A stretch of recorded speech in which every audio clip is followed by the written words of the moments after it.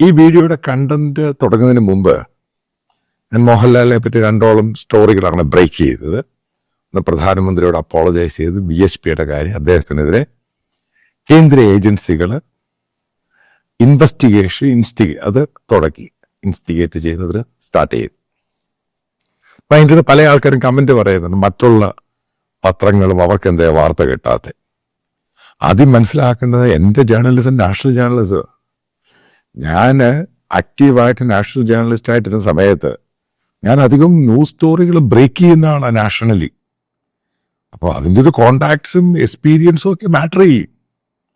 ഇപ്പം എനിക്കറിയാവുന്ന വസ്തുതയാണ്, ഈ മോഹൻലാലിനെ അദ്ദേഹത്തിൻ്റെ ട്രാവൻകൂർ കോർട്ടിൽ നേരത്തെ പല ആവർത്തി സെൻട്രൽ ഏജൻസി വിളിച്ച് ക്വസ്റ്റ്യൻ ചെയ്തിട്ടുണ്ട്. ഇവിടുത്തെ എത്ര പത്രങ്ങൾ അത് റിപ്പോർട്ട് ചെയ്തു. അതല്ല എൻ്റെ ടോപ്പിക്, അതല്ല എൻ്റെ ടോപ്പിക് എന്ന് പറയുന്നത് BBC ആയിട്ട് ബന്ധപ്പെട്ടാണ്. അറിയാൻ സാധിക്കുന്നത് ഏകദേശം 2025-26 കൂടി ബ്രിട്ടീഷ് ബ്രോഡ്കാസ്റ്റിംഗ് കോർപ്പറേഷൻ ഏകദേശം അടച്ചു പൂട്ടുന്ന നിലയിലോട്ട് പോവുകയാണ്. അതിഭയങ്കരമായ ഫണ്ടിൻ്റെ ക്രഞ്ച് ഉണ്ടായിട്ടുണ്ട്. അതായത് അവർക്ക് കിട്ടേണ്ട സ്പോൺസേഴ്സും പരിപാടികളൊക്കെ ഈ ഹമാസുമായിട്ടും ഇസ്രായേലുമായിട്ടുള്ള വാറിൽ തെറ്റായിട്ട് റിപ്പോർട്ട് ചെയ്തതിൻ്റെ പേരിൽ പല സ്പോൺസേഴ്സും വിട്ടുമാറിപ്പോയി. പല ചാനലുകളും, ഇവരുടെ ചാനലുകൾ ക്യാരി ചെയ്യുന്ന മറ്റ് പല ഈ കാരിയേഴ്സ് ഉണ്ട്, അവർ പോലും വിട്ടുമാറി. ഇവരൊക്കെ ഈ BBCയുടെ വ്യൂവർഷിപ്പ് കുറഞ്ഞു ഭയങ്കരമായിട്ട്. കാരണം ഞാൻ നേരത്തെ പറഞ്ഞു, ഏകദേശം നേരത്തെ ഇവരുടെ അകത്ത് കയറിയിട്ടുള്ള ഒത്തിരി സുഡാപ്പികളും പ്രശ്നങ്ങളൊക്കെ ബ്രിട്ടനിൽ ഭയങ്കര ഇഷ്യൂ ആയി മാറി. കാരണം ബ്രിട്ടീഷ് ഗവൺമെൻറ് ഗ്രാൻഡ് പോലും കൊടുക്കരുത് എന്ന് ലേബർ പാർട്ടിയിലുള്ളവരും കൺസർവേറ്റീവ് UK റിഫോംസ് പാർട്ടിയിലുള്ളവർ പറയാൻ തുടങ്ങി. ഇവരുടെ ഡോക്യുമെൻ്ററി ഒക്കെ വളരെ തെറ്റായിട്ട് ബയസ്ഡ് ആയിട്ട് ഒരു വിഭാഗം ടെറർ ഗ്രൂപ്പുകൾക്ക് വേണ്ടിയാണ് ചെയ്യുന്നത്. അപ്പോൾ ഇത് റിഫ്ലക്റ്റ് ചെയ്യുന്നത് ഫർദറായിട്ട് BBCക്ക് മുന്നോട്ട് പോകാൻ പറ്റുമോ. പിന്നെ അടുത്തൊരു പ്രധാനപ്പെട്ട ഘടകമുണ്ട്, BBCക്ക് ഫണ്ട് വന്നുകൊണ്ടിരുന്ന അത് ഓയിൽ റിച്ച് ടെറർ മണി എന്ന് പറയുന്ന സംഭവമുണ്ട്. അത് എൻറൂട്ട് ചെയ്ത് വരും. നിങ്ങൾക്ക് ഓർമ്മയുണ്ടായിരിക്കും, ഖത്തറിൽ ദോഹ റൗണ്ട്സ് എന്നും പറഞ്ഞുകൊണ്ടൊരു പ്രോഗ്രാം ഉണ്ടായിരുന്നു നേരത്തെ. അപ്പം അതിനകത്ത് ഹ്യൂജ് മണിയാണ് ഖത്തർ അത് ഇൻവെസ്റ്റ് ചെയ്തത്. പിന്നീട് BBC മാനേജ്മെൻറ്റിൻ്റെ ഗവൺമെൻറ്റിൻ്റെ പ്രഷർ കൊണ്ടാണ് അത് നിർത്തിയത്. ഏകദേശം 2000-ഓളം BBCയുടെ സ്റ്റാഫുകളെ ലേ ഓഫ് ചെയ്തു. ഇനി അവർ ഏകദേശം 1500-ഓളം സ്റ്റാഫുകളെ പറഞ്ഞു വിടാൻ പോവുകയാണ്. അതായത് ഈ പോക്ക് പോവുകയാണെങ്കിൽ, കാരണം ഫണ്ടിങ് ഇല്ല, ഫണ്ടിങ് ക്രഞ്ച്, സാലറി പലയിടത്തും മുടങ്ങുന്നു, പലയിടത്തും കൊടുക്കാനുള്ള ലൈസൻസ് ഫീസ്, പല രാജ്യങ്ങൾക്ക് കൊടുക്കാൻ ലൈസൻസ് ഫീസ് അതവർക്ക് കൊടുക്കാൻ അവർക്ക് ഫണ്ട് തികയുന്നില്ല. അതായത് BBC എന്ന് പറയുന്നത്, അതായത് ഇത്രയും പഴക്കം ചെന്ന ബ്രിട്ടീഷ് ബ്രോഡ്കാസ്റ്റിംഗ് കോർപ്പറേഷൻ്റെ ടെലിവിഷൻ എന്ന് പറയുന്നത് നിർത്താൻ വലിയ സമയമൊന്നുമില്ല. നിങ്ങൾക്ക് അറിഞ്ഞിരിക്കേണ്ട സംഭവമാണ്, BBCക്ക് ഈ നമ്മുടെ പൃഥ്വിരാജിൻ്റെ ഭാര്യ BBC എന്ന് പറയുന്ന സംഭവത്തിൽ വർക്ക് ചെയ്യുന്ന, എനിക്ക് പറയുന്നത് കേട്ടോ, എനിക്കറിയത്തില്ല. ഞാനപ്പോൾ അവരോട് ചോദിച്ചു, BBC ഇവിടുത്തെ ഈ ടെലിവിഷൻ്റെ അല്ലേ, കാരണം ഇവിടെ BBCക്ക് ഒരു വെബ്സൈറ്റ് ഉണ്ട് ഇന്ത്യയിൽ. അതിൻ്റെ അകത്ത് ഇംഗ്ലീഷിനേക്കാൾ ഹിന്ദിയുണ്ട്, തമിഴുണ്ട്, ബംഗാളിയുണ്ട്, പിന്നീട് തെലുഗുണ്ട്, 4ഓളം പ്രാദേശിക ഭാഷകളിൽ BBC അവരുടെ വെബ്സൈറ്റ് ആക്റ്റീവായിട്ട് പോകുന്നുണ്ട്. ഇതിനകത്ത് വല്ലതും ആയിരിക്കും പറഞ്ഞാൽ, അതിൻ്റെ മെയിൻ ചാനലിലൊന്നും ഞാൻ അവരെ പറ്റി കേട്ടിട്ടില്ല.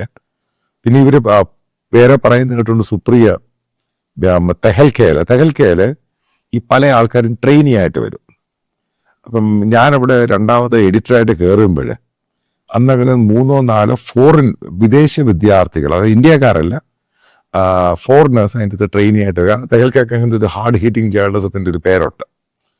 അപ്പം അതിനകത്തല്ലാതെ ഞാൻ അവിടെ ഇവരെ അതിൻ്റെ തൊണ്ടൊന്നും അറിയത്തില്ല. കാരണം ഞാൻ പറ്റി തപ്പിയൊക്കെ നോക്കി, ഇവരുടെ അതിൻ്റെ അകത്തൊന്നും പേറോളൊന്നും ഞാൻ കണ്ടിട്ടില്ല. ഓക്കെ, ഞാൻ ആ ടോപ്പിക്കിലല്ല പറയാൻ പോകുന്നത്. അതായത് BBC എന്ന് പറയുന്നത് ലോകത്തെ ആൾക്കാർ മുഴുവൻ എൻ്റെ ക്രെഡിബിലിറ്റിയെ ഭയങ്കരമായിട്ട് റെസ്പെക്റ്റ് ചെയ്തിരുന്നു. ആ രീതിയിലാണ് ഫോക്കസ് ചെയ്ത് ഈ ചാനലിനെ കൊണ്ടുവന്നത്. പക്ഷെ അതിനകത്തൊരു ആൻറ്റി സെമറ്റിക് സംഭവം, അതായത് ജൂയിഷിനെതിരെ വലിയ രീതിയിലുള്ള പ്രശ്നങ്ങൾ BBC ചാനൽ ഡെലിബറേറ്റ് ആയിട്ട് റിപ്പോർട്ട് ചെയ്യാൻ തുടങ്ങി.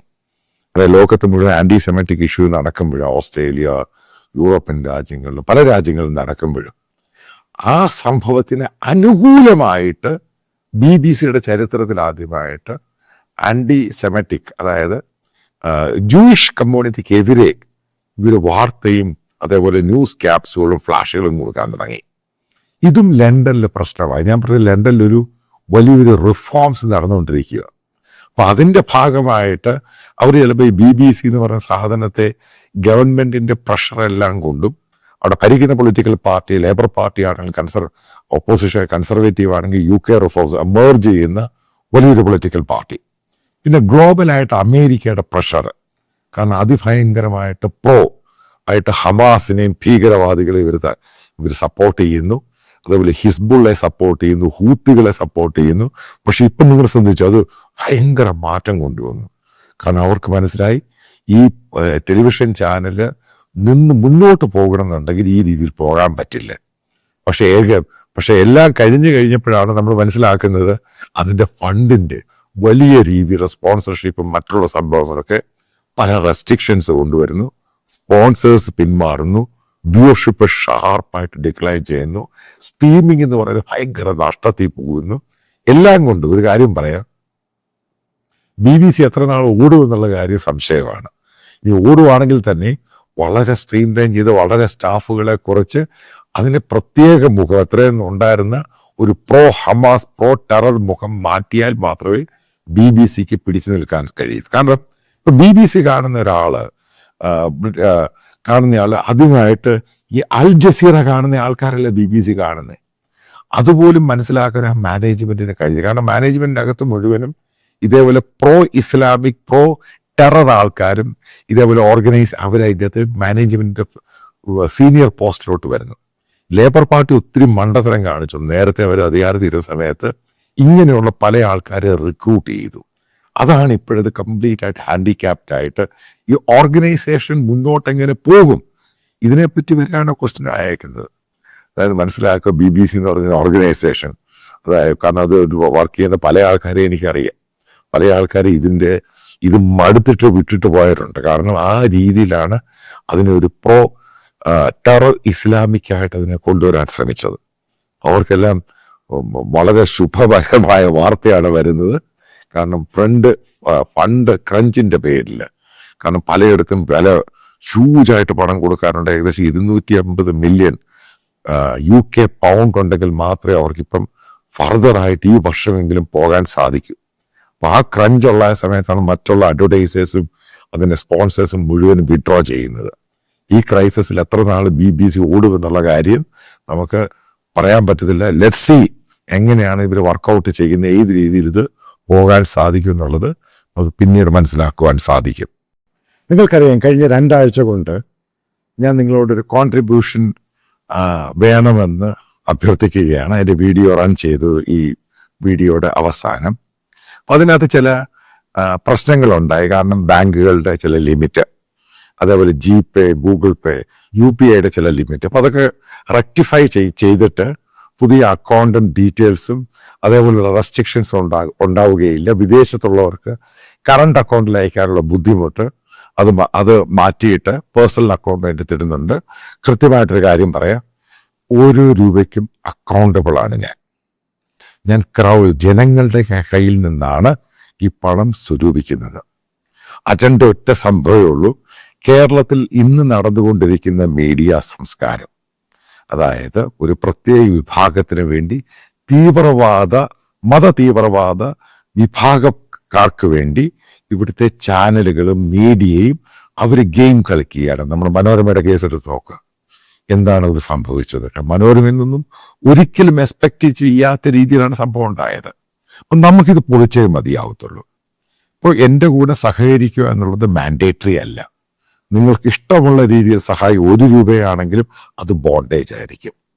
ഇതുമായിട്ട് ബന്ധപ്പെട്ട് ഞാൻ വരാൻ പോകുന്ന സമയത്ത് ഇതൊരു 24 hours ന്യൂസ് ചാനലായിരിക്കും. നാഷണൽ പൊളിറ്റിക്സ്, നാഷണൽ ഇഷ്യൂസ്, അതേപോലെ തന്നെ കേരളത്തിൻ്റെ റീജിയണൽ കാര്യങ്ങൾ, ഇന്ത്യയുടെ ഓരോ ഭാഗത്തെയും കാര്യങ്ങൾ, ഇന്റർനാഷണൽ ജിയോ പൊളിറ്റിക്സ്. ഇപ്പം നല്ല കുറച്ച് ആൾക്കാരെ ഞാൻ സെലക്ട് ചെയ്തിട്ടുണ്ട്. അവരൊക്കെ എൻ്റെ കൂടെ ജോയിൻ ചെയ്യാൻ തയ്യാറാണ്. അപ്പോൾ അതുമായിട്ട് ബന്ധപ്പെട്ടാണ് എനിക്ക് ഇങ്ങനെ ഒരു ഫിനാൻഷ്യൽ സപ്പോർട്ട്, ക്രൗഡ് ഫണ്ടിങ്. ഒരു സ്പോൺസറും ഇല്ല, ഒരു അഡ്വർടൈസേഴ്സും ഇല്ല, ജനങ്ങളാണ് ഫണ്ട് ചെയ്യുന്നത്. ഉറപ്പായിട്ടും ഇത് കുറച്ച് കഴിയുമ്പോൾ ഇത് വലിയൊരു സംഭവം ഇന്ത്യയിലായിട്ട് മാറും. നിങ്ങൾക്ക് എൻ്റെ എക്സ്പീരിയൻസ് അറിയാം, 10-30 വർഷം ഈ ഫീൽഡിലുള്ള എക്സ്പീരിയൻസ് ആണ്. അപ്പം നല്ല ആൾക്കാർ, നല്ല ടാലൻറ്റഡ് ആയിട്ടുള്ള ആൾക്കാർ, ദേശീയതയുള്ള ആൾക്കാർ ജോയിൻ ചെയ്യാൻ തയ്യാറാണ് മൾട്ടിപ്പിൾ ലാംഗ്വേജിൽ. അതായത് നമ്മൾ മനസ്സിലാക്കുക, വരാൻ പോകുന്ന ദിവസങ്ങളിൽ കേരളത്തിൽ ഈ കാണിക്കുന്ന മീഡിയ സംസ്കാരത്തെ നമ്മൾ പൊളിച്ചടുക്കും ഇതിനെ തോലച്ചകളായി. അപ്പം നിങ്ങൾ സഹകരിക്കുക. നല്ല ആൾക്കാരുണ്ടെങ്കിൽ തന്നെ, അതായത് ഡെഡിക്കേറ്റഡ് ആയിട്ടുള്ള ആൾക്കാർ എൻ്റെ കൂടെ സർവീസ് ചെയ്യാൻ താല്പര്യമുള്ളവർക്ക്, ജോലി ചെയ്യാൻ താല്പര്യമുള്ളവർക്കും എന്നെ വിവരം അറിയിച്ചാൽ ഞാൻ നിങ്ങളെ ട്രെയിൻ ചെയ്തെടുക്കുന്നതായിരിക്കും. അതായത് ഡെഡിക്കേറ്റഡ് ആയിരിക്കണം, ഇത് പഠിക്കണം, മനസ്സിലാക്കണം, എങ്ങനെ ചെയ്യണം. അതായത് ബന്ധപ്പെട്ട ചില കാര്യങ്ങൾ പറയാം, 1-2 കാര്യങ്ങൾ പറയാം. ഇപ്പം നല്ലൊരു റിപ്പോർട്ടിംഗ് ഉണ്ടായി, ഒരു സംഭവത്ത് പോയി റിപ്പോർട്ട് ചെയ്യണം. അതിനുവേണ്ടി ഒരാളെ പറഞ്ഞു വിടുക, ഗ്രൗണ്ടിൽ റിപ്പോർട്ട് ചെയ്യുക, ഇതിനൊക്കെ എക്സ്പെൻസ് ഉണ്ട്. നല്ല റിസർച്ച് ടീം ഉണ്ടാകണം. അപ്പം ഇതിന് പറ്റിയ പഴയ പോലെ ചാനൽ ഇൻഫ്രാസ്ട്രക്ചറിൻ്റെ ആവശ്യമൊന്നുമില്ല. ഇതെങ്ങനെയാണ് എക്സിക്യൂട്ട് ചെയ്തതിന് നല്ല ആൾക്കാരെ എടുക്കണം, നല്ല ടാലൻസിന് പണം കൊടുക്കണം. അതൊരിക്കലും ഫ്രീ ആയിരിക്കത്തില്ല. മോശമായ ടാലൻസിന് അത്രയും പണം കൊടുത്താൽ മതി, നല്ല ടാലൻസിന് പണം കൊടുത്തേ മതിയാവത്തുള്ളൂ. അതാണ് ഇതിൻ്റെ ബേസിക് ഇഷ്യൂ എന്ന് പറയുന്നത്. അപ്പം അങ്ങനെയുള്ളവരെ എടുക്കുക. എനിക്കറിയാവുന്ന പല ടീമംഗങ്ങളുണ്ട് എൻ്റെ കൂടെ, തെഹൽക്കയിലും മറ്റു പല ചാനലുകളിലൊക്കെ വർക്ക് ചെയ്ത് ഹൈലി ടാലൻറ്റഡ് ആയിട്ടുള്ള ആൾക്കാരുണ്ട്. അപ്പം അവരെയൊക്കെ ഒത്തൊരുമിപ്പിച്ച് ഇതിന് പല മൾട്ടിപ്പിൾ ലാംഗ്വേജിൽ കൂടെ ഇത് പോകുമ്പോൾ മാത്രമേ ഇതിൻ്റെ ഒബ്ജക്റ്റീവ് എന്തുവാന്ന് നമുക്ക് മനസ്സിലാവത്തുള്ളൂ. അപ്പോൾ സഹകരിക്കുന്നതിന് വളരെ നന്ദി.